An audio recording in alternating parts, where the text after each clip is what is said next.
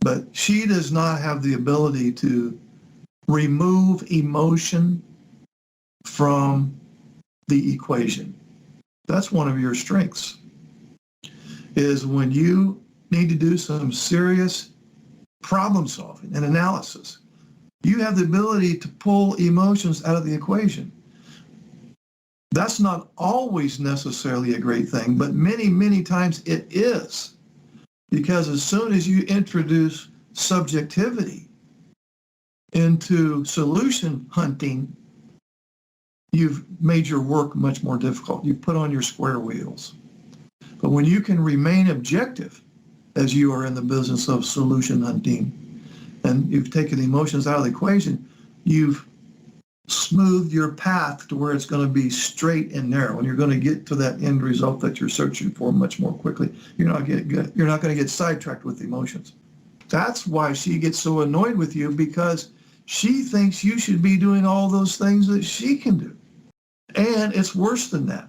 Not only does she think you're supposed to be able to be doing all these things, when you don't do them, she assigns something else to that behavior. Selfish, insensitive, rigid, uncaring, narcissistic, sociopathic. I'm not important. He doesn't care about me. He can't see my hurt, therefore he doesn't care about my hurt. No, just because I can't see your hurt, if I have emotions blindness, it doesn't mean I don't care about your hurt. Hey guys, this is Mark, and I got a quick message to the neurotypical spouses out there. We'll use the example of the NT wife and the ASD husband. There's been many times where you tried to get him on board with something that was important to you, and you tried to appeal to his empathy by talking about your feelings. And you didn't get anywhere, did you? So instead of trying to appeal to his empathy by talking about feelings, it would be best to try to appeal to his logic and present your facts. So if you are in a situation where you're trying to get your autistic husband to find the importance of an issue that you have, you're going to have to appeal to his logic. So in all discussions with your ASD husband about a situation, there will be two aspects. One, the selling of an idea, which is your part, and two, the buying of an idea, which is your husband's part. Both parts must always be considered together. The best sales pitch is incomplete if the new idea is not accepted or bought. This process requires constant monitoring of progress by the salesperson, which is you, who should look and ask for feedback from the buyer, which is him, regarding this step-by-step approach. A cardinal rule is to never move ahead to the next step without checking to see if the buyer, which again is your husband, is moving with you. If he's not, repeat the last step in another way.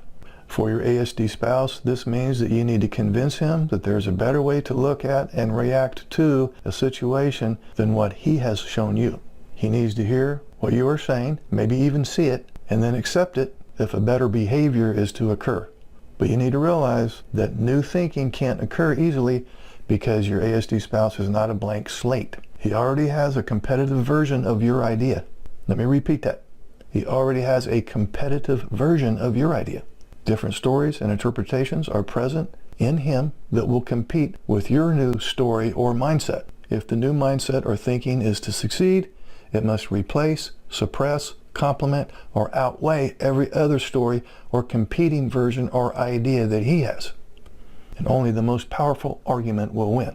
Now, your prior history with your ASD spouse is a very powerful force in this equation.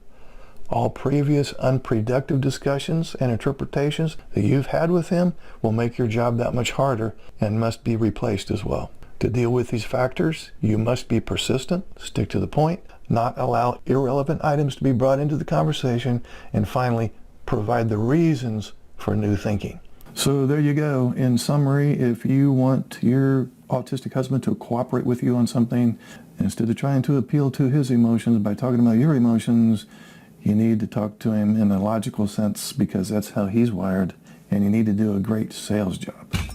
So it's not uncommon for people on the autism spectrum to have mood swings, and sometimes some very severe mood swings. So with mood swings, you may have a severely distorted self-image. You may feel worthless and fundamentally flawed at some level. Also, anger, impulsiveness, and frequent anxiety can push others away. In other words, you kind of inadvertently keep people at arm's length, even though you may desire to have loving and lasting relationships. Many people have some degree of moodiness, but they get better with treatment, and they can live very satisfying lives. So don't get moody about being moody.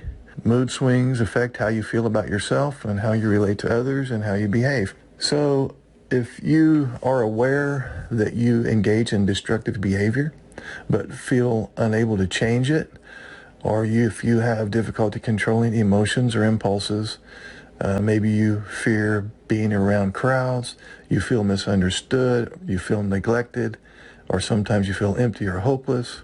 Maybe you have some sense of self-hate or self-loathing, and you might find that on occasion you even have suicidal thoughts. Then these are the signs of excessive moodiness that fall outside the normal range that we all have, and would suggest that you might want to get some treatment. So when people on the autism spectrum have severe mood swings, they often have an insecure sense of who they are.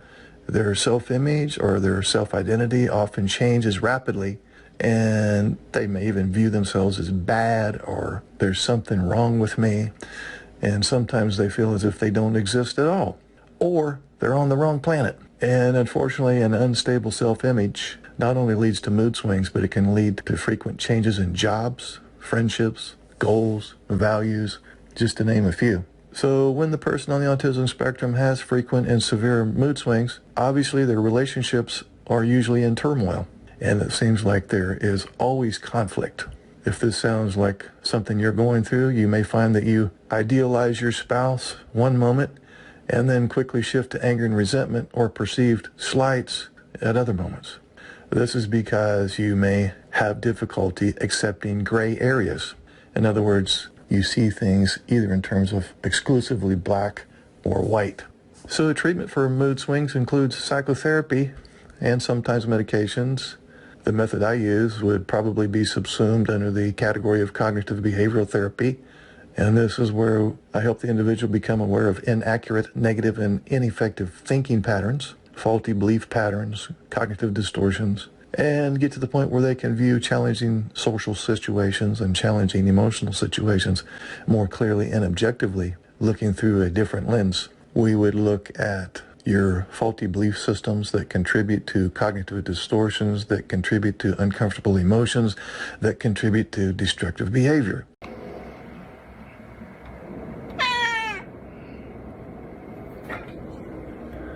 That was Quinn. Message to the guys on the autism spectrum. Your wife wants quality time. And she's probably even said, "Oh, I want you to have quality time with me." And you've had the thought, what the fuck does that mean? And why would you know what it means? She's very vague because she's very intuitive, and she just assumes that you know what the hell that means, which you don't. Here's what it means, what quality time is. It's really simple. You're going to spend a period of time with her, could be 10 minutes, 45 minutes, I don't know, where you're not distracted and you're paying attention to what she's saying. You're present. You're listening to what she's saying.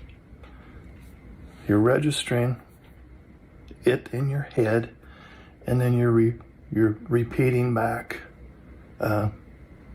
something on your mind related to what she just said. It's about that simple. I hope that wasn't too vague too.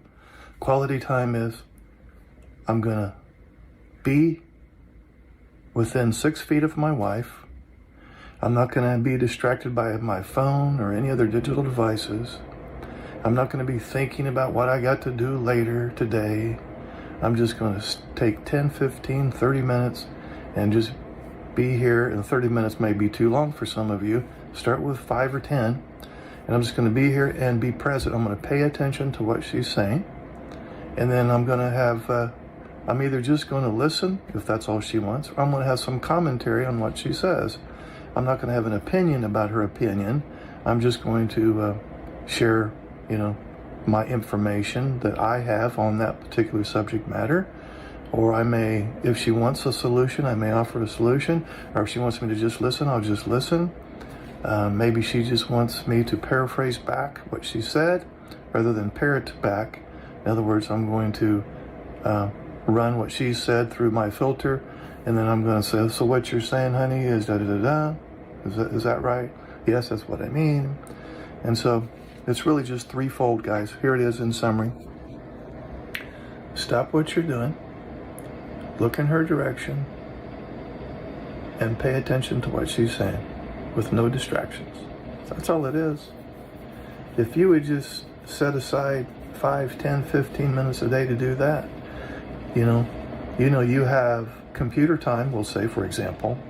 Okay, well, I'm going to go and I'm going to relate to my computer. I'm going to see things on the screen, and then I'm going to type something, then I'm going to see an image, and I'm going to click. And so there's the back and forth thing, right? You see something or hear something, then you do some kind of computer, you do some kind of keyboard movement or mouse movement. So back and forth, that's give and take in conversation in the human sense. She says something, you say something, she says something, you say something. So you have computer time, right? So just say, okay, well, I'll see, it's such and such. I'm gonna make a concerted effort to have wife time. Okay? Yeah. She's on my schedule. I'm gonna go find her, and it's gonna be wife time. What am I gonna do? I'm just gonna be right next to her in the same room, maybe just 3 or 4 feet away, and I'm just gonna pay attention to her. I'm gonna pay attention to her, what she's saying, and then have some, back and forth conversation. 5, 10 minutes. That's it. Not complicated. That little thing right there could save your marriage. And it sure as hell will save you both a bunch of heartache and misery. Resentment is very common. I talk about it all the time. The antidote is forgiveness. And forgiveness is this, and this only. I'm going to stop replaying this movie in my head. Or actually movies. Or another way of putting it, I'm going to stop recounting these events that have been so troublesome in the past. I'm going to no longer think about my past hurts. I'm not trying to sweep them under the rug. It did hurt. I have a right to be resentful. But my resentment is only hurting me. So I'm going to let go of resentment for my benefit, not for his. I'm going to stop reminding myself of all of these past events that were so hurtful for my benefit, not his. When you start to ruminate or replay the event, which you will, you don't beat up on yourself and go, and something you might be there might have been several minutes go by when you were contemplating and ruminating, I can't believe he said this, I can't believe he did this, why do I have to live like this? And then you go, oh, wait a minute, wait. There, I did it again. I was in the rabbit hole with my negative thoughts. You don't beat up on yourself about it. You go, well, I've practiced ruminating for years, so now and it's a habit. I'm gonna have to develop a new habit of practicing that as soon as a thought comes in my head where I'm wanting to replay this movie, I'm instantly going to go, okay, wait a minute. We don't want to hash through that again because it's making me suffer. In theory, it's as easy as eating a piece of candy. But where it gets real difficult is you're going to have to catch yourself repeating the old habit and forgive yourself for doing that. Or I should say, maybe don't beat up on yourself for relapsing. And you're going to have to be real consistent and practicing. It's going to take months. So that's the hard part, is retraining my mind to catch these negative thoughts. And okay, well, there was one. I don't know what popped in my head, but I just reminded me of this thing he said yesterday or last week. And I'm not going to finish that movie. I started the movie and I used to sit there for the entire thing. Now the movie starts, I'm leaving the theater instantly. And then you distract yourself, you move on to whatever you're doing. This will happen a dozen times a day. I would ask you to stop with the thoughts of, well, he can't help it. This is part of the disorder.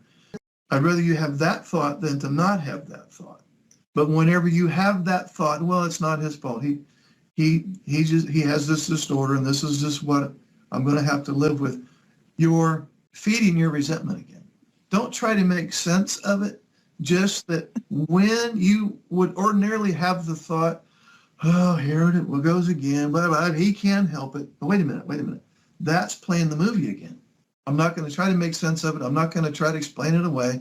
I'm not going to try to get him off the hook and just chalk it up to, no, I'm not doing I'm not playing this game anymore. I'm out. Catch yourself thinking about him and shift. We're talking about the NT wife and the ASD husband in this group. And so I want to talk briefly about when you guys are trying to problem solve a relationship issue. She will tend to look largely through the lens of emotion, which that's how she's wired. There's nothing wrong with that. He will tend to look through the lens of logic mostly when he's trying to figure things out and problem solve. That's the way he's wired. Nothing wrong with that. I do want to argue against trying to be logical when both parties are somewhat upset, and certainly when they're majorly upset, because it's not going to work. So sometimes the advice to be logical, let's be rational. That's impossible until you wind down. It doesn't work to try to be rational in the heat of the moment, trying to sort through and analyze the relationship difficulties and trying to stay logical. Well, I can promise you it hasn't worked. And the most logical thing to do is when you're overwhelmed, just allow yourself to feel whatever it is that you feel, and don't try to brainstorm your way out of it. Don't be logical in those moments. If you try to be logical, how you feel will kind of be the premise for your logical argument. And how you feel in that moment is not representative of how the relationship goes in its entirety. You then logically take those feelings and reach conclusions, right? You take your uncomfortable emotions and try to reach conclusions when you're trying to be logical. And that's not the kind of emotion-free reasoning that I'm suggesting. So instead, make the logical choice to not try logic when you're emotionally overwhelmed. Instead, let yourself feel what it is, let time pass. When you're cool-headed again, then the two of you can and should try to remove emotions from the equation, mostly, not entirely. That would be impossible. You do need, and I'm talking about the neurodiverse couples here, as much as this might be a turnoff to the NT wife, when you come back and everybody's calmed down, you're going to have to treat it like a business meeting. If you want to get it anywhere with him, you're going to have to pretend like he's a coworker and that you are in the boardroom and now going to conduct a business meeting. Using faulty emotional logic would only serve to strengthen your belief in your irrational views. When you're calm and you want to problem solve, let's shoot for 80% logic, 20% feelings. And in an ideal world, you wouldn't try to problem solve when you're upset anyway, because now both people are by default, especially him if he's bordering on a meltdown, totally irrational. And they'll come up with some ideas to problem solve, which they think are rational, but they're totally irrational and they're laden with emotional background. Both parties have flashed back because at this point, you've argued for how many years? 5, 10, 15, 20, 30. And so each argument weighs more than the ones that you had 10 years ago, because each argument, there's a cumulative effect. Even though the argument technically might be on a scale of 1 to 10 of 4 level of severity, it feels like a 9 because it's on the back of all the other arguments that didn't get resolved. Let's imagine that you got shipwrecked on a remote island and it was just you and this other lady. And she speaks Chinese and you speak Russian, okay? And neither one of you know the other language, but you know enough of how Chinese sounds that you know she's speaking Chinese, you just not sure what she's saying. She knows enough about how Russian sounds that she knows you're speaking Russian, but she doesn't understand what you're saying. What would you do in that situation? Probably would be using some version of rudimentary sign language. You would be pointing to things and you would be using your particular language as you're pointing to things or whatever.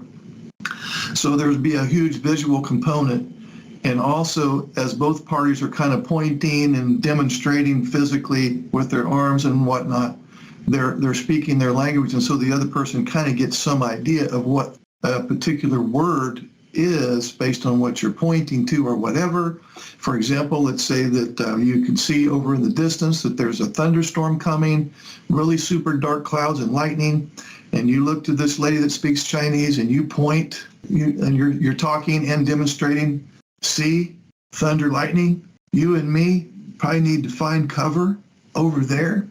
And so you're speaking Russian as you're using sign language, so to speak, and she kind of gets it. So the whole point to this is, I'm going to make up a term, logic. I'm going to call it logic-ease. She operates mostly through the emotional lens. We're going to call it emotion-ease. You're stuck with somebody who speaks almost only emotion-ease, and you're a person who speaks almost only logic-ease. And so the two of you are not speaking the same language, and she doesn't get you. She expects you to get her, doesn't she? You're supposed to know what I want. You're supposed to know how to behave. You're supposed to know what I'm feeling and why. You're supposed to be able to read my mind and my emotions. I know I'm being sarcastic, but not much. She doesn't get you either.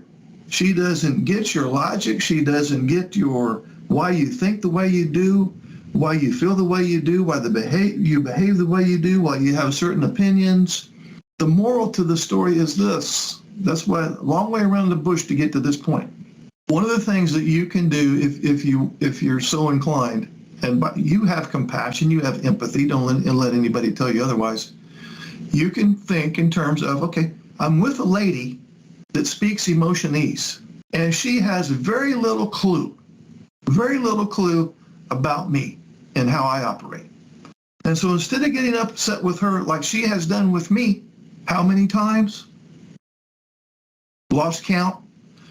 I'm going to muster up a little grace and mercy, compassion, patience in that moment and realize she just doesn't speak my language.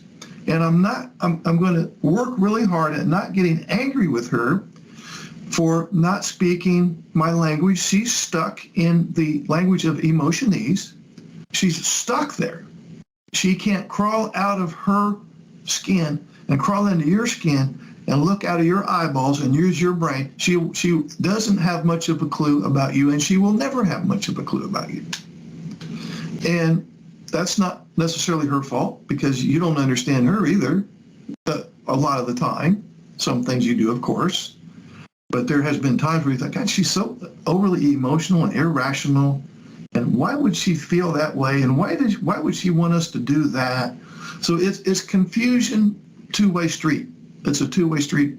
And so the point is, again, in those moments where you're so frustrated with her, and especially when when you're downloading her words and behavior as she's belittling you and being critical of you, try, guys, in those moments to be thinking, okay, here we go. Just like these Chinese and Russian people on the island, she's speaking emotionese, I'm speaking Russian. We're not going to have a meeting of the minds much here. We're very rarely on the same page. And so instead of me getting aggravated that she's not speaking my language, I'm just going to have some grace and mercy in that moment and realize she's speaking emotionese. She doesn't get me. I'm not going to allow myself to get bent out of shape given the dynamics here. When next time you're frustrated with your wife, look at her as a foreigner and who doesn't get you. And I think if you will do that, she won't push your buttons as bad. We want to think in terms of grace and mercy. That's the big message here. She's downloading things a particular way. You're not causing her download.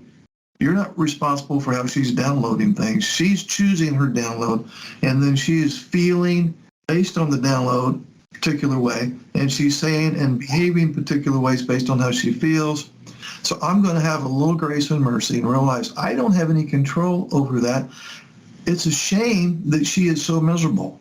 I'm going to take the high road here and realize, I would hate to be her, where I'm always suffering so much in this way. So instead of me getting defensive or trying to explain myself or trying to go head to head with her or feeling criticized, instead I'm going to choose grace and mercy. This is for your benefit. Grace and mercy. Grace and mercy. That's your new mantra, grace and mercy. And so what I'm going to do is I'm going to extend a little mercy in this situation when she gets done talking, which is I'm going to avoid getting defensive and getting angry back and explaining and then ridiculing her. So that's what she's doing to me right now. I'm listening to it as I see her, and I'm not going to do the same thing to her. That's mercy in the moment. Mercy in the moment. You're going to realize I don't need to be taking this behavior as personally like she's been doing. She has taken my autistic traits personally. She's so locked into the emotional brain that it's hard for her to muster up logic. Not that she doesn't have any logic, but she basically, when she's upset, she doesn't have any logic. And so she has her own mind blindness too. That's how she's wired. And I'm not going to take it personally anymore. She can't help her wiring any more than I can help my wiring.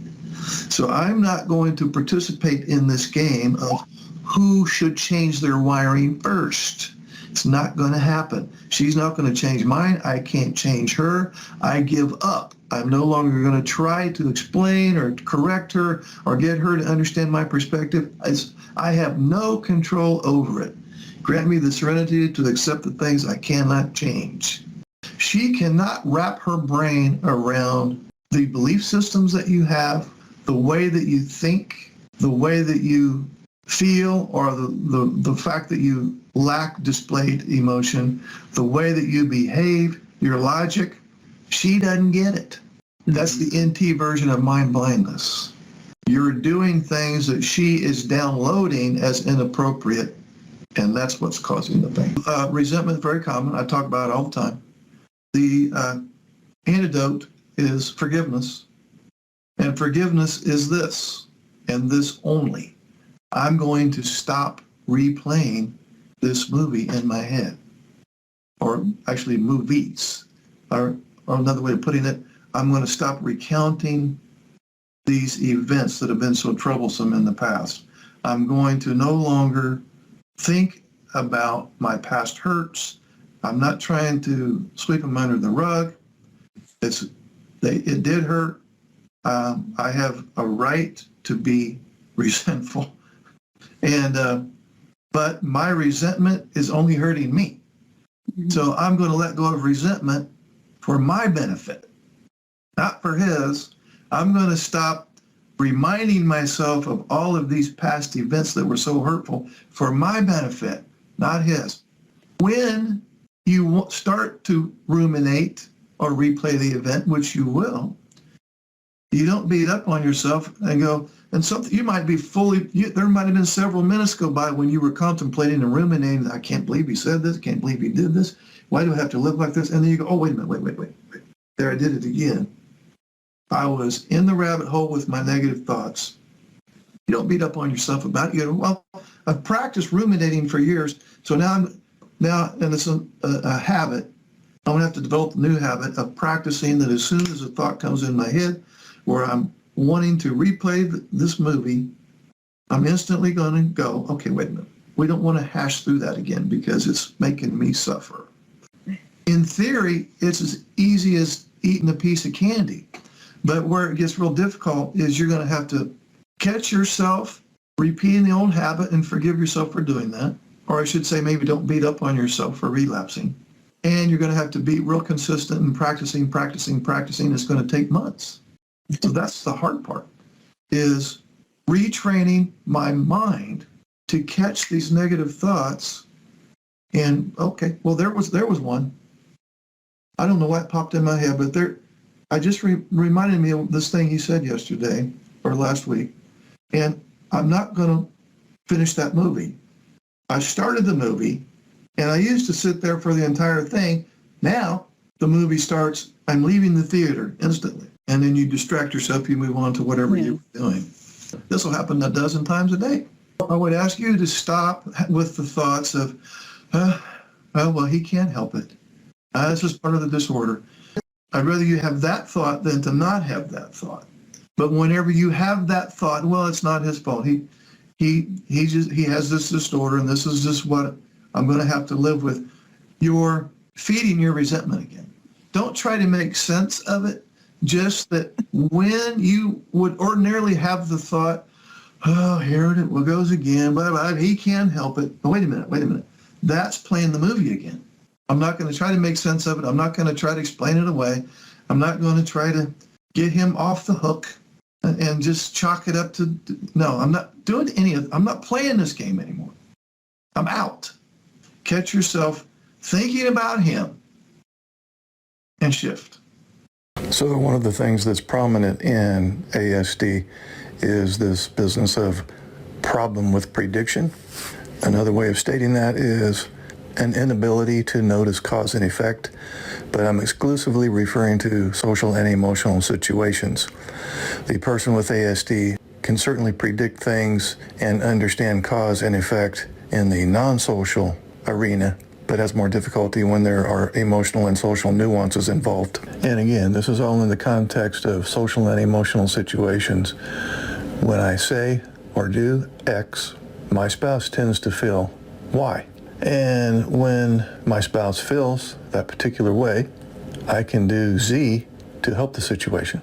So we can see that that is the prediction there. My spouse will tend to feel a particular way based on my behavior. And the prediction there is what I can do that will likely help the situation. So what I say or do results in a particular feeling. And then when that particular feeling has manifest and I can do a form of a remedy, that's all cause and effect. Now sometimes it's not a direct cause, it's more of a correlation. In other words, A didn't necessarily cause B, but there was certainly a correlation. And this is all a result of the business of emotions blindness, which is alexithymia, and mind blindness. In a social and emotional situation, I can predict what the result is. And if I want to avoid that result in the future, I can say and do other things instead.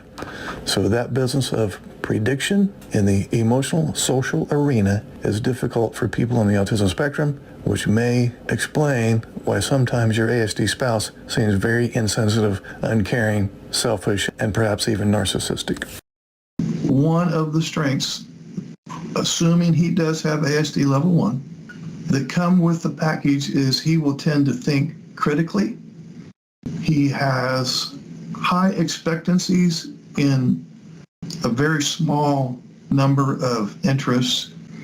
He is, and I could go into why this happens, but he's also very self-critical, usually because he was on the receiving end of a lot of unacceptance and disapproval growing up. He also tends to evaluate others based on his filter. The problem that it creates for you, though, is can be very critical. He's self-critical. We mentioned that. But now, when you do something to yourself, you're in a much better position to do it to other people. So he can be very critical of you and intolerant of you. And it's very common for guys on the autism spectrum to be a little on the OCD side, the perfectionistic side. I'm not necessarily saying full-blown obsessive compulsive disorder, but most of them, at least in certain areas of life, are very perfectionistic. Another strength would be most of them have a very large vocabulary, usually within their field of interest, and they tend to have a very in-depth knowledge base, usually in one specific area. That's good. We wouldn't have the programmable computer right here if that hadn't happened. The problems that you run into based on that strength, though, is he will often use words to escape or avoid situations. He'll try to out-logicize you. I'm just making that term up. In his mind, he will view you as overly emotional and irrational, and you lose all credibility with him when you get emotional while you're trying to talk to him. The other thing that will happen based on the strengths of having a huge vocabulary and having a high IQ and having a lot of information in one area is that he will become easily and severely bored doing things outside of that area. And you may view him as someone who is very rigid and one-track mind and self-absorbed and a know-it-all, which is totally understandable. Another strength would be he can hyper-focus on his special interests for extended periods of time, very intense concentration, long attention span in his area of interest. And he will be very goal-directed, very task-oriented, very persistent. Those are all good, except maybe with his significant other. The problems that you're going to run into and probably have based on those strengths is he's going to resist interruption. He's going to hate change, especially surprise change. He's going to forget or totally neglect some of the things that you want him to do. And he may even avoid you during his period of being hyper-focused on something over there. And you may view him as being very stubborn, and this would be understandable. Another strength would be he has a very inquisitive attitude, usually about the things in his special interest area or related. So it's very typical for, in this case, the guy with ASD level 1 to have a lot of intellectual curiosity. He will have intrinsic motivation. He won't really be motivated by outside forces. It's an internal thing. Sounds good, but the problems that arise is he may ask embarrassing questions. When you're trying to deliver a good message, you may feel like he's, instead of listening to you, he's just put you on the witness stand and interrogating you based on, what you're trying to say. You may view him as being someone who's resisting your input or your opinion or your perspective or your constructive criticism and so on. Another strength would be he is very autonomous. And he learned that again from childhood. I can't fit in with the team. I'm not a team player. I'm not good at socializing, and so I'm just going to go solo. And he's very independent and prefers individualized work and prefers work of a non-social nature, doesn't he? He's very reliant on self. Self-reliance, that's a great thing, isn't it?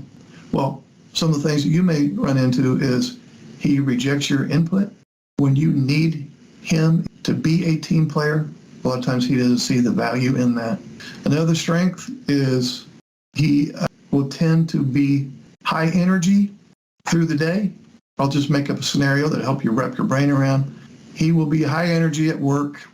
This is just one example of many. He will burn up so much energy at work that when he gets home, he has nothing left.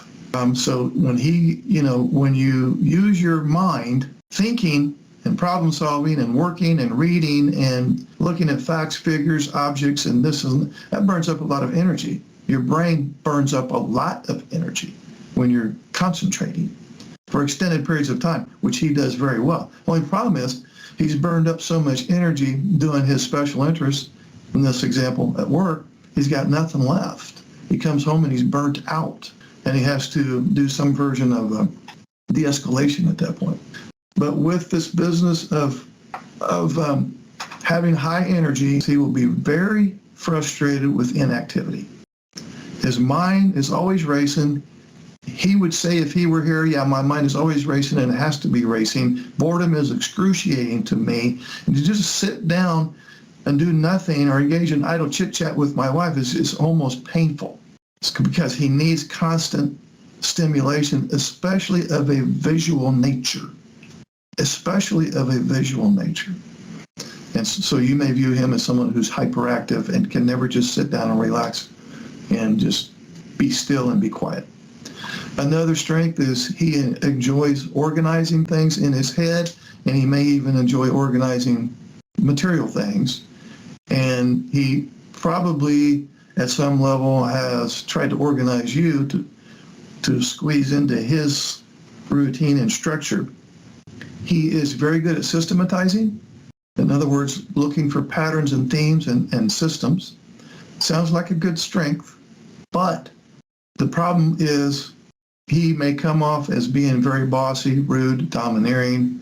He may construct very complicated rules or systems of a social nature that don't match up with yours. He's going to have a lot of hidden rules in his head that he may not even be aware of at a conscious level, but if you violate any of those of his hidden rules, because he's big on rules, because he's big on structure, when you violate one of his rules, you'll know it. The last one is he has a great ability to conceptualize and to synthesize.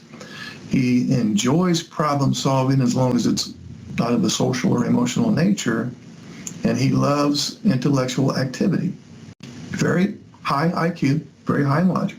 Sounds like a great strength. Problem you run into, though, is he's going to omit some certain details that are important to you. He may reject some details that were important to you. He may question your instruction or your directives or your opinion or your perspective because it doesn't match up with his ability to conceptualize. Because you're assuming you're talking to him about something in the way of problem solving in the marriage, it's hard for him to look through the lens of emotions as you do well, which is a great skill for you. He's only looking through the lens of logic. She wants this emotionality, for lack of a better term, from you because she has felt perhaps that you're just a little too logical and robotic. When you try to problem solve, you're coming at it through the filter of almost entirely logic, almost.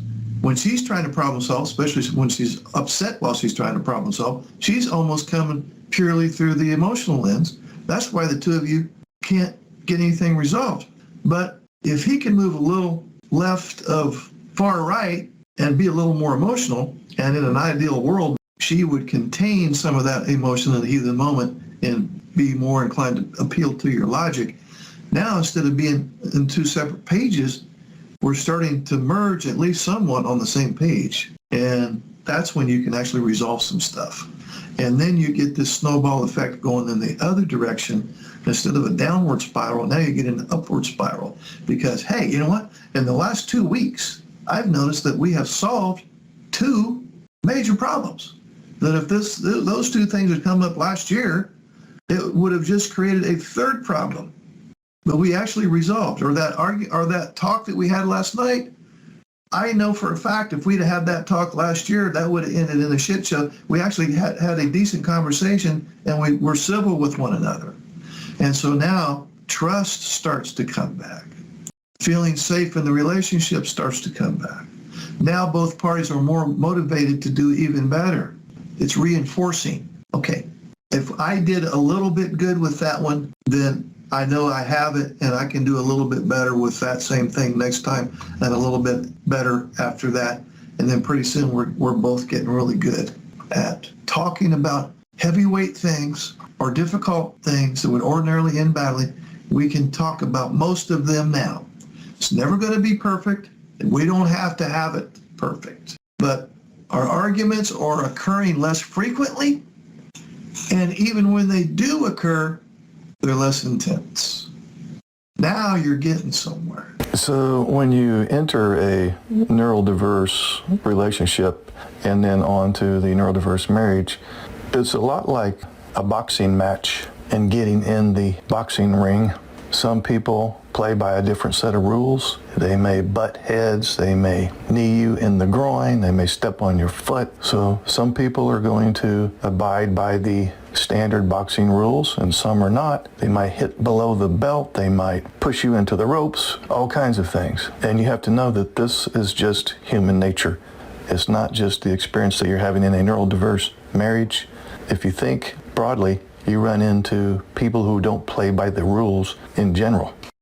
If you're walking down the street and you trip over a rock, you don't get angry at the rock. So people are a lot like rocks that get in your way. They are, in a sense, obstacles from time to time for you.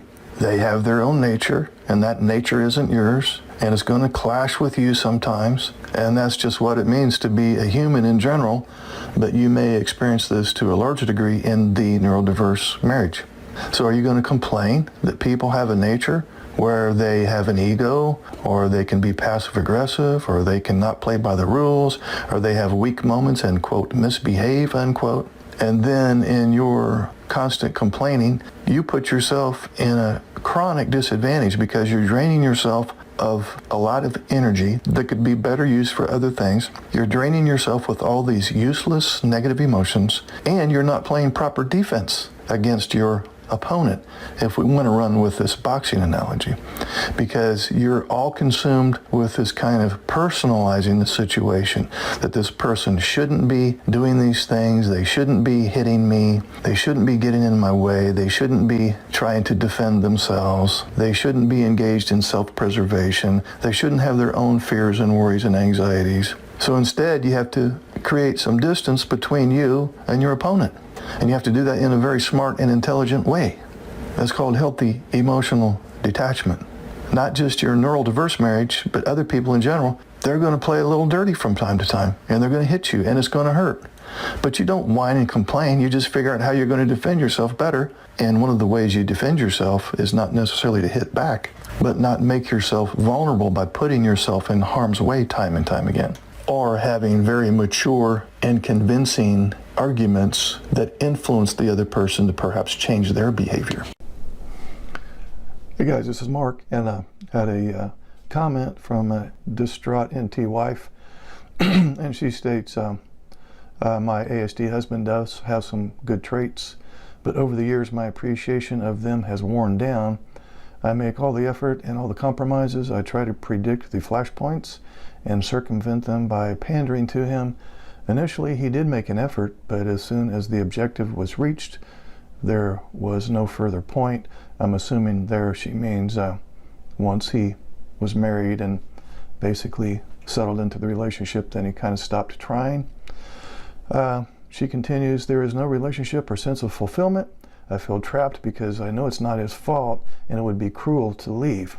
So that's one hell of a catch-22, where you're not getting much fulfillment, but you would feel guilty leaving. So what you must do in those cases, and this is kind of a worst case scenario, is you have to find your emotional and social support elsewhere. I'm not talking about cheating or having an affair on the side, but you have a huge need to be connected intimately. And unfortunately, your husband's not able to meet that bill. You'll have to find that elsewhere. Look for family members that you can be close to, friends, church, clubs. I have a Cassandra Syndrome recovery group that we meet for 4 weeks, and then after we have our class, those ladies continue to meet ongoing for years. And so now you'd be in the same boat with a bunch of other ladies going through the same thing. Also, and I'll put a link to that below this video. I also have a support group on Facebook that's free, and I'll put a link below this video for that as well. So I'm sorry that you're in this bind, and most of the NT wives that are listening to this video will be able to relate strongly, but you're going to have to find your emotional and social support outside of the marriage, point blank. I can't make it any more simple than that. You want to build your support network as deep and wide as you can, okay? And you need to start sooner than later because the clock is ticking, and sometimes the NT wife goes, well, I just don't feel like reaching out. Oh, you better reach out, lady. You better reach out. There's people out there that can comfort you, that can nurture you, that can heal you. You got to go find them because they're not going to come knocking at your door. So, hey guys, a quick message to the neurotypical spouses out there who don't understand why their autistic spouse doesn't really desire to socialize, doesn't really get much of joy out of family gatherings, doesn't really want to have conversations, especially lengthy conversations about things that fall outside of his special interests, is because he doesn't get a social reward for that. What is that? Well, neurotypicals tend to get a social and emotional reward when engaging with one another, socially and emotionally. We have this thing called oxytocin, which is a feel-good chemical, and we'll use the NT wife as the example. She's when she's connecting with others, telling stories, recalling memories, sharing recent events, checking up on one another's family members and children, laughing, and all this sharing of feelings and whatnot. She not only has the reward for engaging in conversation, but there's also a chemical reinforcement in her brain. Her brain's going, this feels good, let's keep doing it. And guys on the autism spectrum, and probably I'm sure women too, we'll use the example with the ASD husband though, he doesn't get this little oxytocin bump. He doesn't get the social reward, the internal an external social reward that makes him want to continue to engage in this activity. In fact, unfortunately, he gets the opposite of that. He kind of gets a cortisol bump, especially if he's made to socialize for an extended period of time. So it's not only not relaxing to him, like it is the NT wife, for example, it's actually a stressor for him. So in summary, people on the autism spectrum don't get the oxytocin bump in conversation and relating like neurotypicals do. Instead, depending on how lengthy and how many people are involved, he or she may actually get a cortisol bump. And so it's the opposite of a reward. It's almost punishment. Hope that makes sense. So what I run into a lot in working with neurodiverse couples is this vacillation back and forth between two extremes. On one extreme, the individual engages in self-pity, but then will sometimes bounce to the other end of that continuum and engage in some version of self-loathing. And this is not gender specific. We'll use the NT wife and the ASD husband. They both do this from time to time. So we'll look at the self-pity end of the spectrum first. So usually the thought is something along the line of, I'm being mistreated. Poor me. He needs to improve his behavior, or she needs to improve her behavior. Now this thought results in the feeling of resentment. And then the behavior that results from this thought and this feeling is usually some form of retribution or revenge. And the behavior that's observable by the other party would be arguing, lecturing, threatening, coming from the individual who feels like they're being mistreated. Now, on the other end of the spectrum, we have self-loathing. And the thought that precipitates self-loathing is something along the line of, I mistreat my spouse. I engage in hurtful behavior. It's not the person I want to be. It's not the person I used to be. I've turned into a person that I don't really want to be. And I feel guilty about how I'm overreacting to my spouse. I may have thoughts along the lines of, I need to be punished. I'm being a bad person. And this will result in feelings of regret, guilt, shame. And then the desired outcome when the individual is in this particular frame of mind is to reduce that guilt and shame. And the behavior that results in this case is the individual tends to drive the other person away. They push their spouse away because they think they're not good enough for their spouse, and they're trying to protect their spouse by pushing them away. This individual in this frame of mind will also tend to not take care of himself or herself. He or she will engage in self-destructive behavior and possibly even have suicidal ideation. So again, on this spectrum here, we have two extremes. On one end, there's self-pity. Poor me, my spouse needs to change their behavior. Then, sometimes bouncing to the other end of the continuum, self-loathing, which is bad me, I need to be punished. Hey guys, this is Mark, and I got a quick message to the neurotypical spouses out there. And if you have been one of those spouses that if, well, my autistic spouse doesn't have any emotion, there's no empathy, he's a hologram, he's a robot, he's an automaton, it's like being married to Mr. Spock, and that you think he's devoid of emotions, I got news for you. He needs love and understanding just as much as you do, as a highly sensitive, intuitive, neurotypical wife. Individuals with ASD, despite what's been widely written and talked about, do have emotions. In fact, I'll go so far as to say, more often than not, they're rich with emotion, not devoid of it. And I think the more modern literature is starting to reflect this in a more accurate way. Now, the difference, though, is their response, okay? They have emotion, of course, but they don't display emotion to the same degree or in the same way as neurotypicals. People on the autism spectrum, I can guarantee you, are often very lonely. They can be very anxious much of the time. Many of them are depressed, chronic low-grade depression as a result of feeling out of place in the world. So it would be great if you could begin the process of accepting the fact that you and your ASD spouse don't think alike. Never have, never will. And this means that you are likely to misunderstand one another chronically. Chronic misunderstanding. Now, if you want to, okay, well, he should understand me. He should know how I feel. He should know what he's supposed to do based on how I feel. He's being insensitive, uncaring, selfish, narcissistic, and sociopathic. If that's your train of thought, then you're going to take this chronic misunderstanding that has happened and will continue to happen as a personal insult. So that's really the message to this video here. Don't take the fact that you're chronically not on the same page as a personal insult. I'm not saying that it won't hurt at some level, but I'm saying you don't need to take it personally. So when your autistic husband, for example, says or does something that seems hurtful, you can trust that it was not intended the vast majority of the time. 98% of the time, the things that he says or does that are hurtful, and they are hurtful, there's no malicious intent behind there.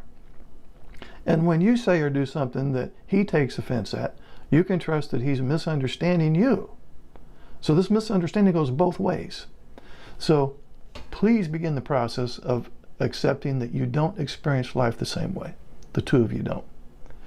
His obstacles, interests, complaints, frustrations are likely to seem illogical to you.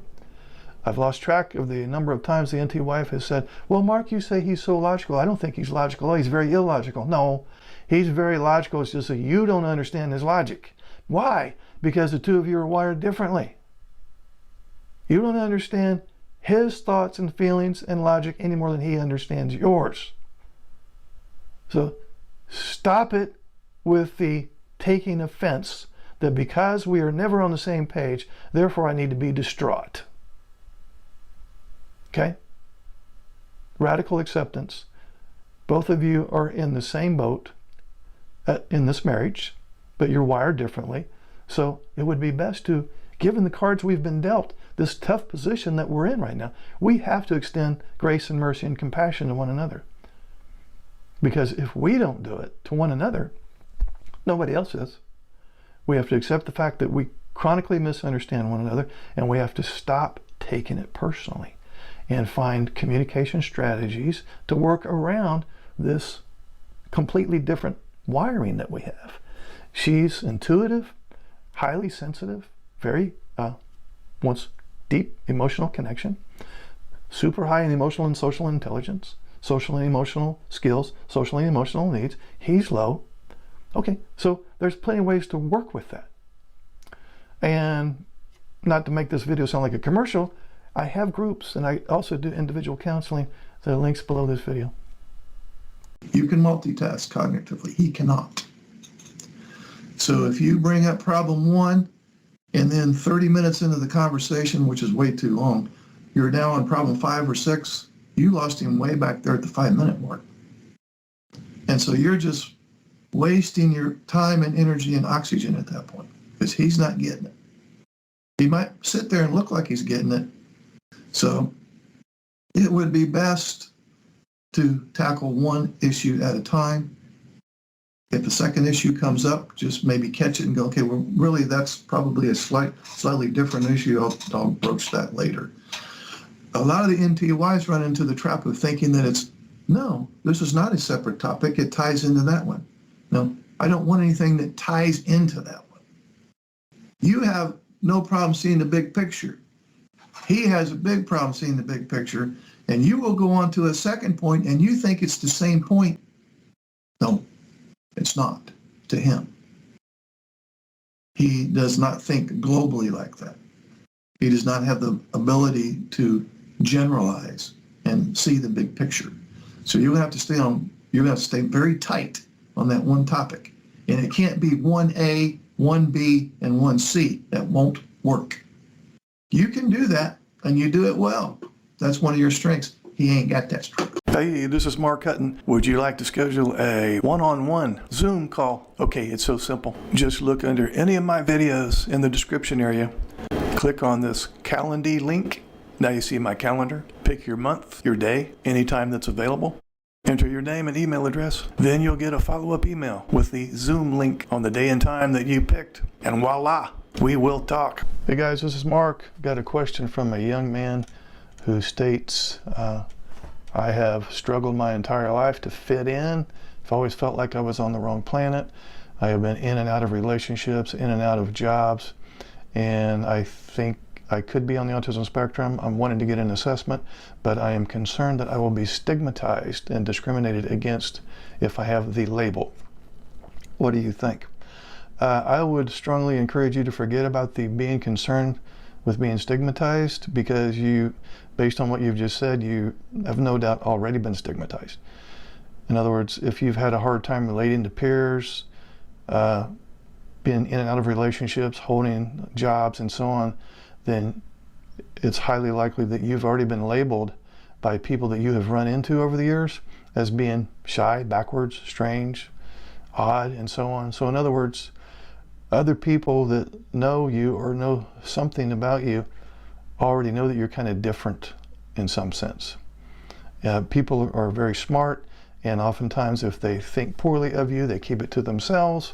So just know that, it doesn't matter at this point. You've already been stigmatized and probably already been discriminated against. So getting a formal diagnosis isn't going to change much at this point, especially if things go as they're supposed to. Once you get a diagnosis and then maybe get on some type of a treatment plan. In other words, the only people to know of the diagnosis, or the only people that need to know, would be really close friends and family members, possibly your employer. Nobody else needs to know. So I would definitely say get a formal assessment. It's better to know than not to know. If you have ASD level 1, so what? Welcome to the autistic world. You're just in the same boat with about 3 or 4 or 5 million other people. So it's better to know than not to know. If you don't know that you have it, it's going to affect you anyway. If you do know, you can minimize the negative impact and leverage the positive, and there's a ton of positives that come with ASD level 1. You have way more positive traits than negative that come with the package. In other words, you will have some positive traits that a neurotypical male your age will not have. So without the knowledge that you have ASD level 1 or Asperger's syndrome, the tendency will be to fill in that void with other more damaging descriptions of yourself. What have you said about yourself in the past? Given your history of not being able to fit in like you want. Have you said, I'm a failure, I'm weird, I'm a disappointment, nobody wants to be my friend, and so on? So that's not what's going on. So if you find out you have ASD level 1, now you go, okay, well, it wasn't me as a person. I'm not defective or flawed. I just happen to have this disorder that hundreds and hundreds and thousands of other people have. So it's never too late to increase self-awareness in order to capitalize on strengths and work around areas of challenges. Realizing you have a, quote, disorder doesn't have to deflate your self-esteem. Knowing about ASD level 1 and 2 and 3 gives you an explanation, not an excuse, but certainly an explanation why your life has taken these twists and turns that you've described. It's just important information to have. So don't be shy. If you thought you had diabetes, wouldn't you want to know? Yeah, of course you would.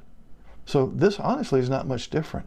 Both conditions, even though one is physical and the other one is developmental, are very treatable, but you can't treat it if you don't know you have it. You can't work on the problem if you don't know what the problem is. And if you're going around the rest of your life thinking the problem is that you're defective or flawed or that there's something wrong with you or something bad about you, we don't want that. So go get that assessment, okay? Go get the assessment. And in hindsight, I'm sure you'll be glad you did.